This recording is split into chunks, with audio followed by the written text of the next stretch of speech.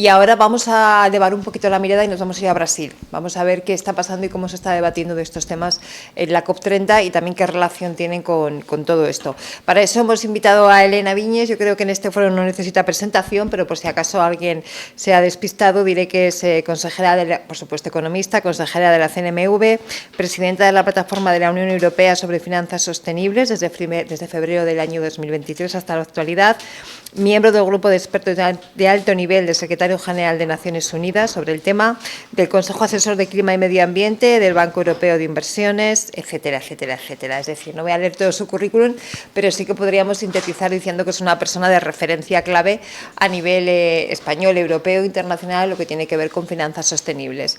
Elena, cuéntanos, vente para acá conmigo y cuéntanos cómo estás viendo todo este debate en el ámbito de la COP y cómo se relaciona con lo que acabamos de escuchar. Sí. Te dejo aquí. Muchas gracias. Muchas gracias a todos y a todas. Gracias. Todavía estoy un poco, ¿sabes?, aterrizando. Aterrizando, encantada de ponerme un jersey de lana porque no sabéis el calor que hemos pasado. Mientras Mario... perfecto. Y para pasar... las pasas tú, ¿no? Vale. Entonces, mi intención hoy es hacer un pequeño resumen un poco sobre lo que denominamos ese mundo paralelo que tiene lugar en las COPs, ¿no?, que está al margen de las negociaciones oficiales, que es el mundo de lo que se llama de las entidades no estatales, que cada vez hemos ido formalizando más y más, de ahí que el secretario general de Naciones Unidas creara el grupo de expertos de alto nivel y ahora, y que luego hiciéramos esta escisión que es la Task Force on Net Zero Policy, ¿no? Y iré haciendo referencias, si os parece bien, a el tema de hoy, que es la simplificación o desregulación, y entre ambos, ¿no?, en algún lugar entre ambos es donde, digamos, está o reside la realidad, ¿no? Empezar diciendo que de aquí unos días, el 12 de diciembre, cumplimos, es el 10º aniversario del Acuerdo de París, ¿no? Entonces creímos desde la Task Force y con el equipo del secretario general de Naciones Unidas que era un buen momento, ¿no?, para hacer un poco una pausa, una reflexión, vamos a ver, ¿sabes?, los avances logrados. Y lo que podemos decir, y no soy científica, es que justo antes de el Acuerdo de París, los científicos nos apuntaban hacia una trayectoria que giraba en torno a los 4 grados, ¿no? Y de ahí depende del porcentaje de probabilidades, ¿no?, que utilizaras, pues bueno, entre 3 y 5 grados, en algún lugar cercano a los 4 caíamos, ¿no? Y antes de esta COP, tomando en cuenta no las contribuciones a nivel nacional, determinadas a nivel nacional, que se empezaron a presentar en Nueva York, sino las existentes, nos apuntalaba a una trayectoria de 2,8 grados si se cumplían los compromisos y 2,3 si además de los compromisos no incondicionales también se cumplían los compromisos que se llaman condicionados, que están condicionados a un apoyo financiero, ¿no? Total que entre el 2,3 y el 2,8. Es decir, que haciendo una resta muy simple, lo que ha logrado el Acuerdo de París es ese cambio en la trayectoria, que debemos celebrar, a pesar de que no es satisfactorio, porque estamos muy lejos del 1,5, debemos empezar con las buenas noticias. Y yo creo que esto es una noticia muy importante en el contexto actual, porque significa un triunfo del multilateralismo, y debemos recalcarlo. Y esa diferencia, ¿sabes?, y ese cambio en la trayectoria, o ese viraje, es porque el Acuerdo de París lo que hizo fue establecer la dirección, ¿no?, el rumbo a tomar, y dio, ¿no?, digamos, carta blanca a los diferentes países, gobiernos, a empezar a desarrollar sus políticas públicas, ¿no? Ese marco normativo que dio lugar en Europa al Pacto Verde. Bueno, pues dentro de esos marcos normativos hay una sección de normas o de regulaciones que están encaminadas a apoyar, a impulsar, a veces a casi obligar, ¿no?, tanto a empresas como instituciones financieras a transicionar, ya sé que me invento el verbo, ¿no?, hacer la transición hasta las cero emisiones netas, ¿no? Y de ese pequeño mundo es el que nos dedicamos nosotros. Y lo que empezamos a hacer hicimos un repaso hicimos todo un estudio, 2 estudios de hecho, sobre todas las políticas que se habían puesto en práctica que incluían requerimientos a empresas, grandes empresas, aquí estamos hablando de las grandes empresas, en todo momento, instituciones financieras, tanto en lo que se puede denominar políticas corporativas o de regulación financiera, como políticas de la economía real, pero que incluyera requisitos específicos para este mundo. Y bueno, ¿qué es lo que hemos descubierto? Lo primero a decir, y aquí sale el 2024, ahora hablaré del 2025 en un momento. Lo primero a decir es que podéis ver cómo desde el 2015 han avanzado, ¿no? Y el tipo de políticas, predominantemente a nivel de regulación corporativa y financiera, que se han puesto en práctica. Si me permitís, sí, ¿no? Desde las clásicas reporting a nivel de entidad, todo lo que sea producto financiero, luego os enviaré el enlace, lo digo porque no he puesto, en muchos todavía no he puesto las fuentes y demás, y así lo relleno bien y os doy el enlace, que no me ha dado tiempo, el enlace y tenéis toda la información, ¿no?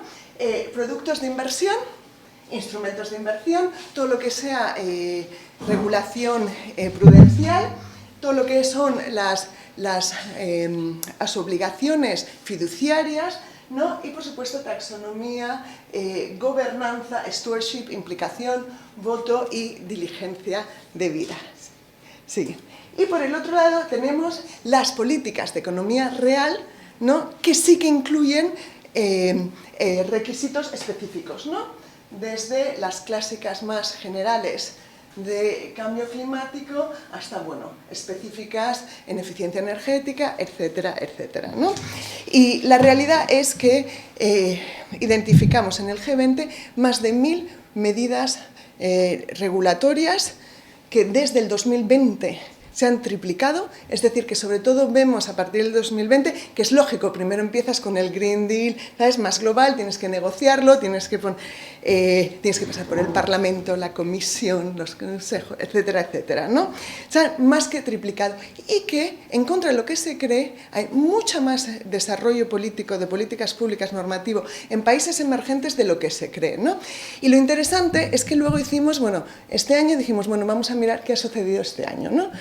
Con esto de la fatiga normativa, ¿sabes? El backlash o el rechazo, ¿no? Frontal a nivel federal en Estados Unidos y esta situación en Europa que, ¿sabes? Que a mí me gusta mucho la palabra en inglés de ¿sabes? Recalibración, ¿sabes? Que sé que tampoco existe, o sí, o a lo mejor sí que existe, ¿no? De un poco de reajuste que todavía tenemos que definir exactamente cómo se materializa. Pero a pesar de todo ello, la evolución de políticas públicas en esta área ha continuado y, muy interesante, 3/4 de todas las políticas que se han desarrollado y adoptado este año han sido fuera de Europa y fuera de Norteamérica.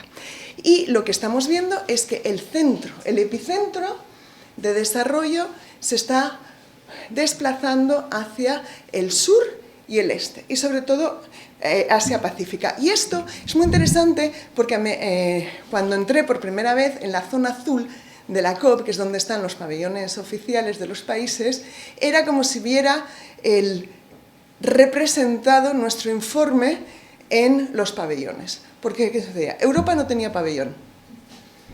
Estados Unidos estaba ausente. Ni pabellón ni representación. Y luego lo primero que veías era el pabellón chino, enorme. Enorme, que además te daba, si quería, aquello muy bonito, muy presentado, en plástico, eso sí, pero presentado los escritos y los discursos del presidente Xi Jinping, para aquellos interesados. En fin, el caso es que realmente lo vimos muy de cerca, tanto simbólicamente como en muchas de las conversaciones y de, digamos, los intercambios, ¿no? Lo que sí que vemos es que todas estas políticas, el nivel de ambición varía mucho de política en política y también los enfoques, ¿no? Dependiendo de las diferentes jurisdicciones. Entonces, como sé que tengo el tiempo limitado y podría estar hablando durante horas, dado el material, pero os voy a enviar de nuestro informe, he decidido compartir 5 reflexiones con todos vosotros y después si queréis, si tenéis alguna pregunta, adelante. La primera es que cuando se trata de las finanzas de transición, que se están imponiendo un poco como en paralelo a las finanzas verdes, ¿no? Que engloban la totalidad de las finanzas sostenibles, se están basando en todo el mundo en 2 pilares, taxonomías y planes de transición. Taxonomías, tenemos 65% del PIB global que está cubierto por una jurisdicción que tiene una taxonomía o está desarrollando la taxonomía. ¿Qué hemos vivido en esta COP? Lo primero, el lanzamiento de los principios taxonómicos de interoperabilidad entre taxonomías, a los que nosotros hemos contribuido, que han sido, que además la CNMV, junto con los supervisores europeos y del resto del mundo, los lanzamos, hicimos la presentación en Brasil, pero ¿quién ha retomado el mando? Brasil. Junto con una hoja de ruta que empezó Azerbaiyán, que ahora la ha tomado Brasil, en la que se ha creado un espacio más o menos formal, oficial, donde se discute esa convergencia. En esas discusiones no está la Unión Europea. Bueno, a lo mejor podemos decir que está la plataforma a través mío, pero no está la Unión Europea. Sin embargo, sí que está China, sí que está Australia, sí que están todos los países de ASEAN, Latinoamérica. Vemos África que está trabajando a nivel del continente hacia un marco taxonómico. Lo mismo está haciendo Latinoamérica. ¿Dónde está Europa? Que al fin y al cabo es la que ha inspirado, todas estas taxonomías están inspiradas en Europa. Como dicen en inglés, question mark. Segundo, planes de transición. Los planes de transición. Hemos identificado que 14 jurisdicciones dentro del G20 obliga a través de disclosures, del reporting o de políticas de economía real a establecer objetivos de reducción de emisiones. Y 13 planes de transición. Lo que es muy interesante es que, digamos que el enfoque del norte, a lo mejor me avisáis, el enfoque del norte es muy, primero reporting, voluntario, ¿no? Y después, que es el paso del que hablamos, diligencia de vida, hacemos obligatorio el adoptarlo. Mientras que en muchos países, desde Japón hasta Sudáfrica, digamos el enfoque es muy distinto. Yo voy a elegir cuáles son los sectores de más contaminantes, ¿no? Más emisores, y a partir de ahí, o bien les doy un presupuesto carbónico y lo doy por sector, y después incluso voy a asignar un presupuesto a empresas concretas, o lo mantengo a nivel de sector, pero te obligo a establecer esa reducción y después hacer el plan de transición. Pero está ocurriendo. Y el Reino Unido ya ha decidido que va a hacer obligatorios la adopción, ¿sabes?, con el lenguaje que nosotros acabamos de borrar de nuestra querida directiva, ¿no?, a el FTSE 100. Y que va a empezar así. Y tenemos desde Australia a un montón de países. Es decir, que Europa, que marcaba la dirección de lo que eran los planes de transición y demás, ha dado el paso, se lo ha regalado al Reino Unido, porque además se ha creado el marco TPT, que es además el que se ha adoptado en ISSB, y ISSB alineados estamos hablando de un 60% del PIB internacional. Sí, ISSB, perdonar. Este es el defecto de ya el lenguaje. ISSB, para que nos entendamos, son los estándares de reporting en materia de sostenibilidad internacionales de la institución, de la International Financial... Vale, sí, internacionales, ¿vale? Sí, vale. Entonces, el primer punto. Los planes de transición, cuando nosotros hicimos en la plataforma una encuesta a los inversores en Europa, dijeron, realmente lo que más nos interesa son el CAPEX, el alineamiento del CAPEX de la taxonomía, porque me dice realmente hasta qué punto esta empresa realmente, ¿sabes?, está invirtiendo y tiene un plan de inversión creíble, los objetivos y después el plan de transición. Creo que una pérdida es poco, es realmente tirarse, ¿sabes?, piedras sobre el tejado. Primero, para el avance el mercado de finanzas sostenibles en Europa, que hoy por hoy es líder, pero vamos a contar hasta cuándo. Segundo, porque justamente ahora que empezamos a crear una categoría sobre la transición, productos e instrumentos financieros sobre la transición, nos van a quitar las dos armas más importantes. Una, el plan de transición, porque recuerdo que en CSRD es, si tienes un plan de transición, ¿sabes? Cuéntamelo, pero si no lo tienes, adiós, muy buenas, ¿sabes? Y cuestión de la taxonomía, que tiene el mismo ámbito de aplicación que CSRD, que la Directiva de Divulgación de Información en materia de sostenibilidad, pues se va a recortar a mínimos. Justo cuando estamos simplificando tanto el estándar medioambiental, bueno, de sostenibilidad, como la taxonomía. Y cuando empezábamos a ver todos los beneficios con más de, en junio calculamos 852.000 millones invertidos, ¿sabes?, en mitigación gracias a guiados por la taxonomía. Con lo cual, señoras y señores, si hay algo que salvar en estos momentos es el ámbito de aplicación, que es ridículo que sea menor que la directiva anterior, porque entonces, ¿para qué cambias? ¿Para qué todo este follón? ¿Sabes? ¿Para qué lo cambias? Y los planes de transición. Añadir simplemente que más allá de lo que acabe ocurriendo, el simbolismo en el resto del mundo, ¿sabes?, el impacto simbólico ha sido muy importante, porque el impacto y lo que se vivía en la COP es, ahora ya no tenemos que mirar a Europa. Europa era hasta ahora tenemos que mirar hacia Asia-Pacífico. Y ahí lo dejo. El segundo punto, también quería, que me he olvidado, muy interesante, en todo el debate en Europa entre ISSB y SRS, que estaba realmente fundado en la doble materialidad, ¿qué otra jurisdicción ya ha adoptado doble materialidad? China.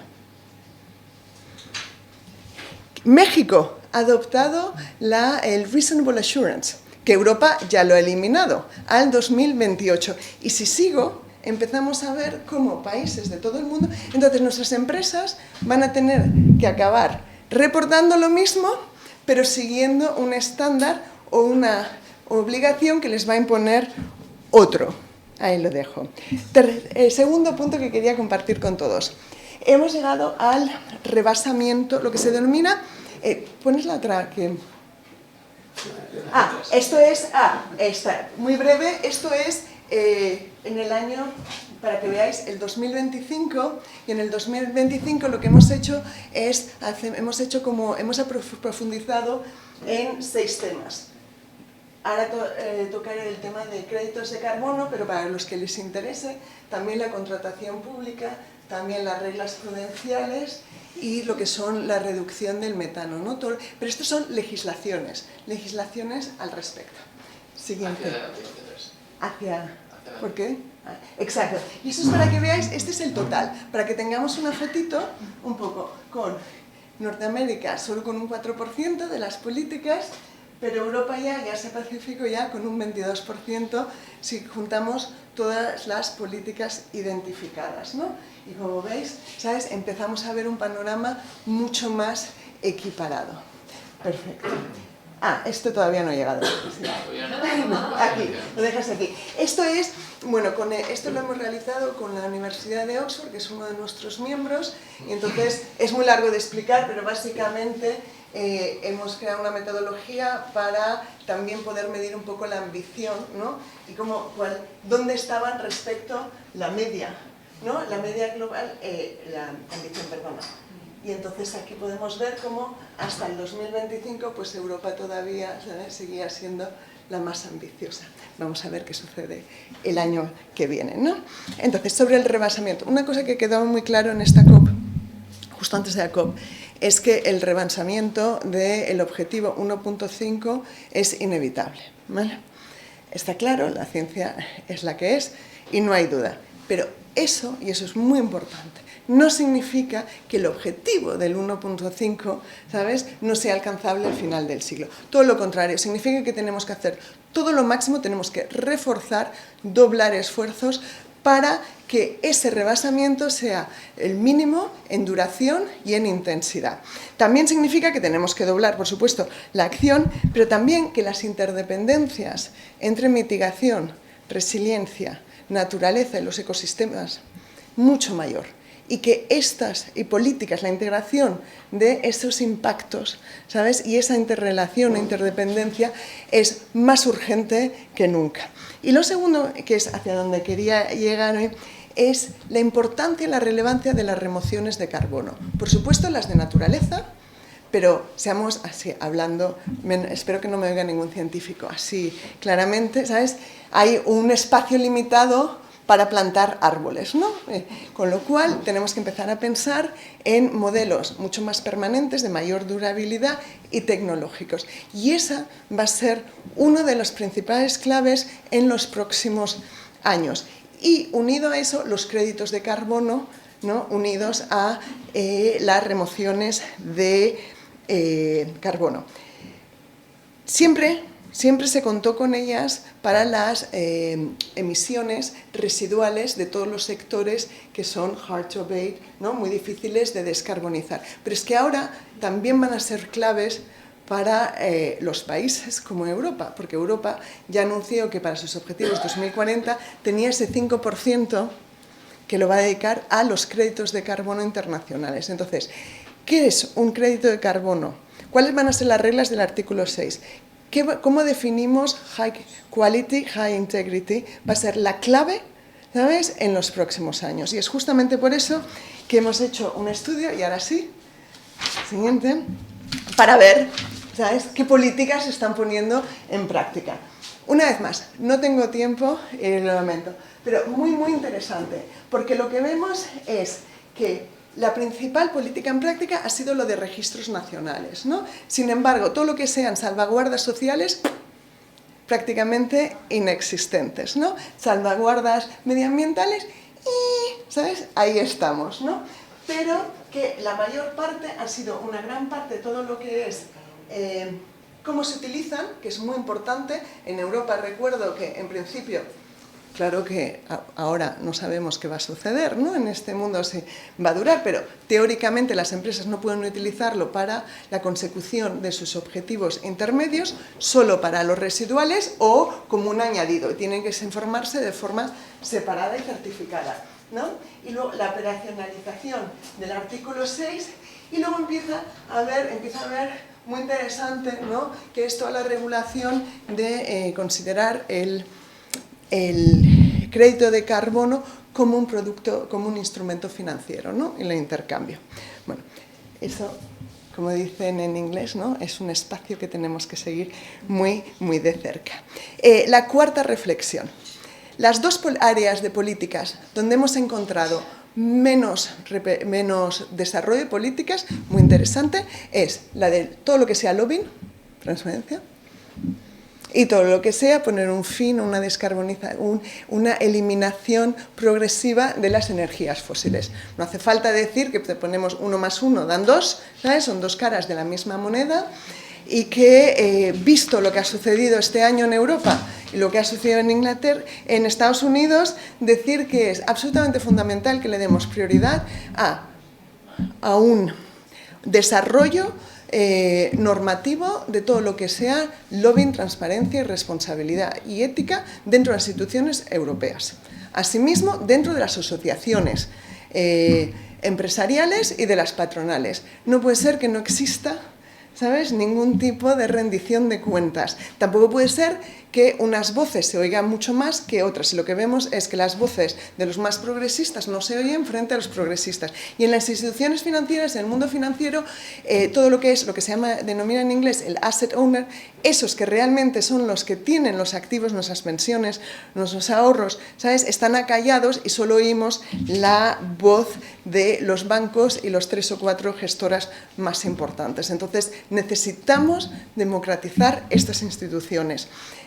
Respecto a lo de las energías fósiles, tampoco me da el tiempo, pero decir que es uno de los temas ahora más escabrosos que se están discutiendo en este momento, que hay 80 países detrás de la creación de una hoja de ruta a las energías fósiles y que en el mundo empresarial se traslada a través del CAPEX, el CAPEX taxonómico, y ese indicador tan maravilloso que esperemos que sobreviva, que es la exposición a energías fósiles, que está incluido en el estándar europeo, al menos el existente. Y la última reflexión es Estados Unidos. Estados Unidos estaba ausente, pero quien no estaba ausente es California, ni algunos de los estados. California es la cuarta economía más grande del mundo y California tiene políticas de disclosures, de objetivos medioambientales, etcétera, etcétera, mercados de carbono, etcétera, muy, muy progresistas. Y sí que estaban ahí. De hecho, Gavin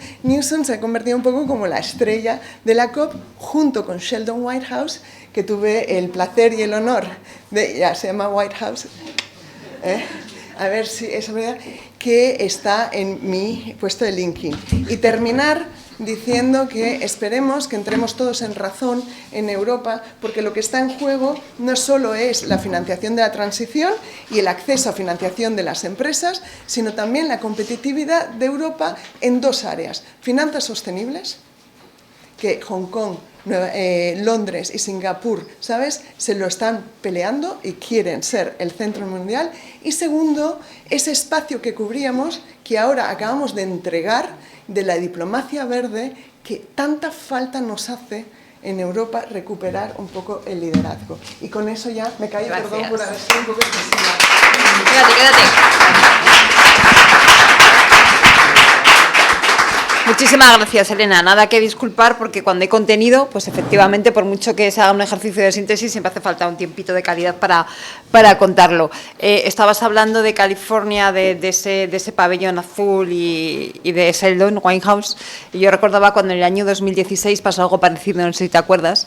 En el año 2016, que fue el primer año que Trump ganó las elecciones, y entonces llegamos a la cumbre del clima pensando que Estados Unidos ni estaba ni se le esperaba.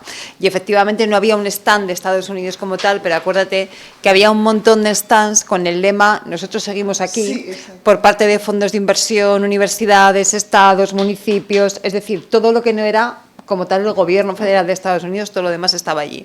Con lo cual veo que ahora California sigue tomando el relevo, y lo que ahora es Sheldon Whitehouse, antes era Schwarzenegger. De hecho, tengo que decir que yo tengo una foto con Schwarzenegger compartiendo mesa redonda. Que quede constancia. Tenemos un ratito para preguntas, aclaraciones. Qué bien, ya sabía yo. Intentamos ser concisos porque vamos ya avanzando. Ana Barreira, directora del Instituto Internacional de Derecho y Medio Ambiente. Hola, Elena. Buenas. ¿Qué tal? Bueno, a ver, tenía unas preguntitas. Me gustaría saber si habéis hecho un análisis de qué representaría la aplicación de estas directivas, con este ámbito de aplicación más amplio, directivas y reglamentos, a la reducción de emisiones. Lo comento porque se ha repetido, he estado siendo, este año no he podido ir a la COP por los precios de los alojamientos en Brasil, la logística de la presidencia, pero he seguido la COP desde la plataforma, que se sigue muy bien también, por cierto, y todas las conferencias de prensa de la Unión Europea reiteran constantemente que la Unión Europea representa un 6% de emisiones mundiales, ¿no? Entonces, ¿qué representaría esto desde ese punto de vista? También me gustaría saber, porque no es que no tengamos legislación, es que ahora mismo se tendrán que seguir haciendo los estados de información no financiera, y has puesto diapositivas o transparencias que muestran todas estas regulaciones que hay en otras regiones del mundo. Entonces, a mí lo que me preocupa realmente es su aplicación. Y vamos al caso concreto. Tenemos los estados de información no financiera. En el instituto hicimos análisis hasta el año 2023 de los bancos, cómo aplicaban los estados de información no financiera, o sea, cómo se estaban y no cumplían con la legislación que tenemos hoy en vigor.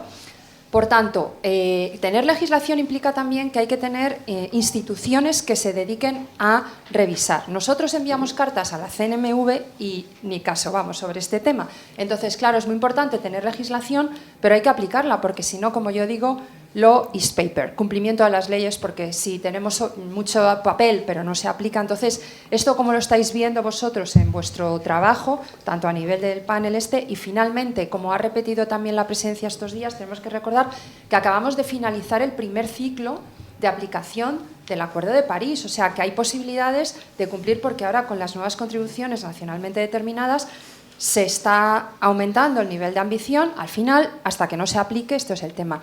Y el artículo 6 del Acuerdo de París está hiperregulado ya con las decisiones de... Ahora hay que aplicarlo, es que es muy complejo, entonces yo creo que va a ser un espacio muy importante, como tú decías, pero va a ser complicado porque todas las decisiones que se han ido aprobando por las COPs anteriores son muy complejas y a ver esto luego cómo se aplica. Gracias. Gracias, Ana. Pásale, porfa, el micro a Pablo Esteban de SpainShift. Elena, ¿qué tal? Oye, una pregunta. Aparte un poco de las alertas rojas que has comentado, hay una también que a mí me preocupa, ¿no? Que es el tema de el desglose de la cuantificación del impacto financiero de los riesgos climáticos, que en el Quick Fix de repente lo congela y lo retrasa 2 años, pero que todavía ese Quick Fix que todo el mundo da por supuesto todavía ni ha sido publicado en el Diario Oficial de la Unión Europea. Y esto la CNMV lo ha advertido ayer mismo con una nota aclaratoria, la segunda, respecto a esta situación de incertidumbre que ha puesto en manos de todos los supervisores realmente una situación realmente incómoda, ¿no? ¿Por qué? Porque se da... El Banco Central, de hecho, ya ha sancionado a una entidad por no cumplir la regulación en términos de supervisión prudencial, precisamente la cuantificación financiera de los riesgos climáticos, y resulta que hay una regulación que también afecta a las entidades financieras por el lado de divulgación, que es la CSRD, que de alguna forma se saca el Quick Fix, congela esta obligatoriedad del desglose de la cuantificación financiera, cuando precisamente la ISSB está diciendo, a ver, Europa, ¿qué estáis haciendo ahora? Que de alguna forma también estáis poniendo trabas para este tema de la materialidad financiera, ¿no? Entonces, realmente me parece una alerta roja, una tercera alerta roja añadida a las 2 que has comentado, ¿no? Gracias. Venga, tomamos aquí... Sí, el micro por aquí delante, por favor. Sí, usted. ¿A quién le toca? Sintética, por favor, que vamos un poquito fuera de tiempo ya. Es que yo voy a hacer una crítica muy gorda. Resulta que existen 9 límites planetarios y el cuarto límite menos peligroso es el cambio climático. ¿Qué pasa con el límite planetario número 1? ¿Qué pasa con el límite planetario número 2? Que me parece que es más accesible que la gente colabore y tenga conciencia de que, por ejemplo, los plásticos y los microplásticos, los metales pesados, etcétera, etcétera, están envenenando el planeta y no nos dejan vivir. ¿O qué pasa con el fósforo y con el nitrógeno que están envenenando las tierras y, por ejemplo, el Mar Menor? ¿Y qué pasa con el problema del agua? ¿Por qué se centra todo en el cambio climático, que es una cosa que la gente no acaba de ver, y encima lo otro más importante y que nos envenenen los destructores del medio ambiente no se utiliza? ¿No? Gracias. Incorporamos el tema. Nos han ganado a los agricultores, nada más. Gracias. Elena, cuando quieras puedes...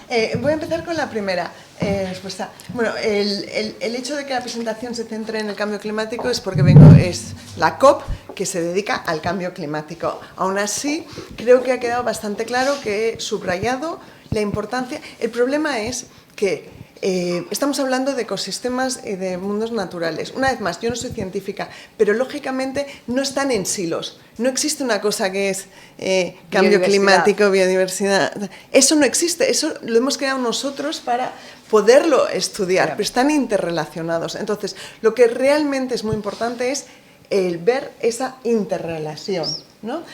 Lo primero. Y segundo, el cambio climático lo que tiene, y eso yo siempre lo he dicho, el cambio climático no es un tema medioambiental, es un tema medioambiental, social, económico, humano, porque lo que hace el cambio climático es multiplicar todos los problemas de biodiversidad, todos los problemas de derechos humanos, de género, etcétera. Y eso es lo que tenemos que entender, que es un multiplicador, y yo diría que incluso estamos hablando ya de un factor exponencial.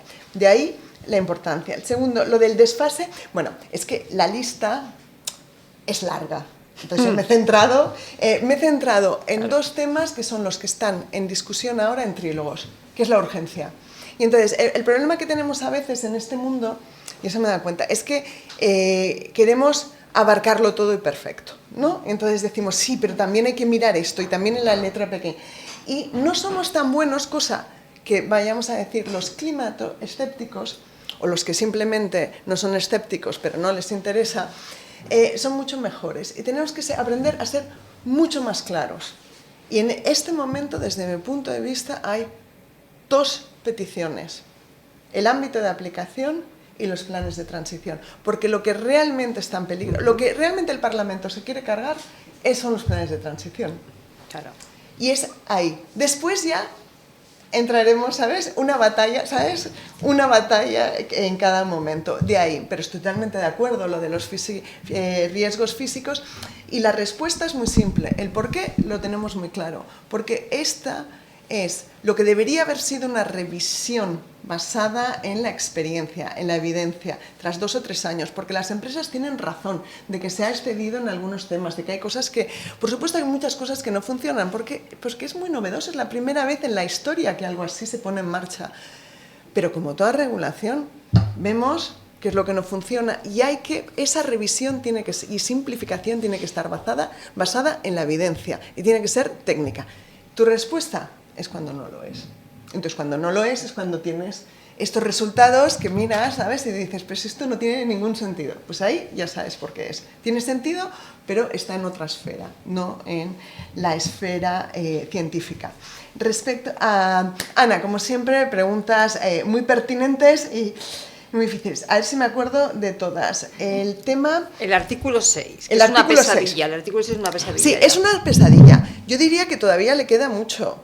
Pero sí que es verdad, y de ahí, si vemos vemos que el último año donde realmente se ha avanzado en regulación es justamente en la transposición o operacionalización del artículo 6 en las normativas nacionales, ¿no? Le queda mucho al artículo 6 porque lo que salga del artículo, los créditos que salgan con un poco el sellito de artículo 6 van a ser esos que va a depender el 5%, ¿sabes?, europeo de muchos países, con lo cual es muy fundamental. Pero has dado, estoy totalmente de acuerdo contigo, o sea, no basta con tener, es como el reporting, no basta con tener un plan, hay que implementarlo, hay que llevarlo a cabo. Entonces, por eso añadimos una cuarta sección, que no me da tiempo de hablarlas, que se llama como mecanismos de accountability. Claro. Justamente para eso, para empezar a analizar, está muy bien tenerlas, pero qué tipos de mecanismos tenemos para asegurarnos que se cumplen. Y precisamente por lo que has dicho tú, y creo que te lo comenté una vez más, sobre que no se cumplen ciertas normativas medioambientales, por eso mismo el famoso Do No Significant Harm de la taxonomía se basa en regulación europea, porque la realidad es que muchas veces no se cumple. Si se cumpliera, no haría falta. Y entonces tenemos, por supuesto, y además que es muy dispar, ¿no? Entonces, pero hay que ir paso a paso, desgraciadamente. Primero hay que tener la política, ¿no? Y después aplicarla y verlo. Pero tienes toda la razón. Y el porcentaje de las emisiones, bueno, eso ya es una discusión mucho más larga, pero muy brevemente. Se tomó la decisión de la contabilidad internacional hacerla basada en la producción. Europa, que ahora estamos pagando, ¿sabes?, decidió deslocalizar. En cierta forma, hemos outsourced, ¿no?, deslocalizado nuestras emisiones, pero si tuviéramos las mismas cifras por consumo, no daría 6, ¿vale? 2, tenemos también la responsabilidad histórica. Y 3, en mi contexto, estamos hablando de las grandes empresas del mundo. Nosotros cuando lanzamos, ahora yo me paso a mi vida anterior en BNP, que lanzamos lo del Climate Action 100+, elegimos 100 empresas que suponían el 75% de las emisiones de la huella de carbono en los mercados financieros en la parte de equity, de valores, ¿no? Entonces, ¿cómo decir? Se necesita como todo, se necesita todas las visiones, la de consumo, la de producción. la de por cápita y la total, porque es la histórica y la actual, porque eso es lo que realmente te va a dar una visión total. Y sí, estoy de acuerdo, se manipula con ese 6%, como hoy en el Parlamento Europeo, un 0,0 que no sé de dónde lo sacaron, ¿no? Pero bueno, que sí, que tenemos mucho por delante. Muchas gracias, Elena. Como hacen falta todas las visiones, vamos a dar paso a la Exacto. mesa redonda. Me lo has dejado votando, Muchas gracias. No, gracias a ti, gracias a ti.